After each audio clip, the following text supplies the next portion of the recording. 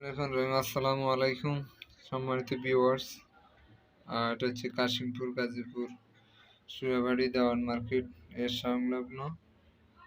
এখানে প্রায় অনেক দিন যাবত, বিশেষ করে শীতকাল আসার কারণে আহ, প্রচুর গ্যাসের প্রবলেম দেখা দিচ্ছে। এই দেখেন, এখন দিনের প্রায় 11টা 21 বাজতেছে, এখন গ্যাস নেই। আবার রাত্র গ্যাস 11টার পর আসে 12টা 11টা। বিশেষ করে যারা জব করে তারা কিন্তু আহ, অনেক প্রবলেম হয়ে যায়, রান্না করা যায় না, অনেক ঝামেলা। প্রচুর ভোগান্তিতে ভুগতেছে মানুষ। সেদিকে সেই দেখে আপনাদেরকে আমি জ্বালিয়ে দেখাচ্ছি যে গ্যাস নাই। এই যে গ্যাসের অবস্থা, এই গ্যাস ফুল বাড়ানো। এই যদি অবস্থা হয়, রান্না বান্না আসলে খুবই কষ্টকর।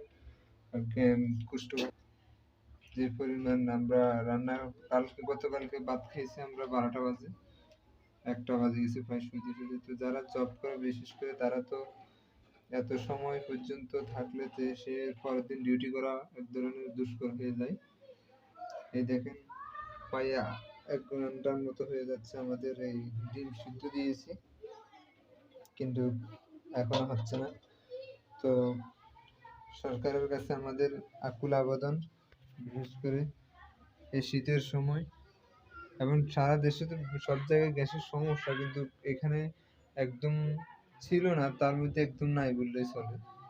আর যে টাইমে গ্যাসটা আসে ওই টাইমে রান্না করা আসলে সম্ভব না। বিশেষ করে একটা সন্ধ্যা সকালে গ্যাস আসে প্রায় 5টা 4টার দিকে, এরপরে আবার 6টার দিকে নাই। তো মানে খুবই কষ্টকর রান্না বান্না। তো যারা বিশেষ করে কাশিমপুর বা সুরাখালী দেওয়ান মার্কেটের লাইনে, যে লাইনের গ্যাস আছে, তারা অবশ্যই বিষয়গুলো একটু দেখবেন খতিয়ে, যে আসলে কি কারণে গ্যাস নেই। বিশেষ ব্যাচেলর জীবনে আসলে রান্না বান্না করা অনেক কঠিন। এই যে সবকিছু কাঠে রাখছি, কিন্তু রান্না করতে পারতেছি না। এই হলো আমাদের গ্যাস নিয়ে অভিযোগ। মানে দীর্ঘদিন যাবৎ খুবই গ্যাসের প্রবলেম করতেছে।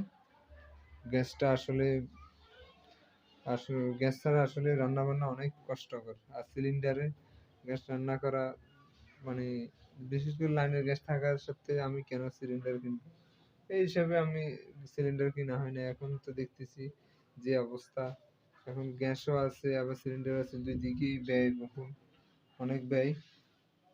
তো কথা হচ্ছে স্যালারির যে পরিমাণ, সব দিয়ে সবকিছুর দ্রব্যমূল্য, সবকিছুর দাম বাড়তি। তো মানুষ গ্যাসকে অপচয় করার কারণে এই অবস্থা, নাকি আহ, নাকি এমনিতে কোনো কারণে বন্ধ আছে এটা তো জানি না। যারা বিশেষ করে গ্যাসের নিয়ে গ্যাস দায়িত্বে আছেন তারা কিন্তু এই বিষয়গুলো দেখবেন। আল্লাহ হাফিজ, আসসালামু আলাইকুম।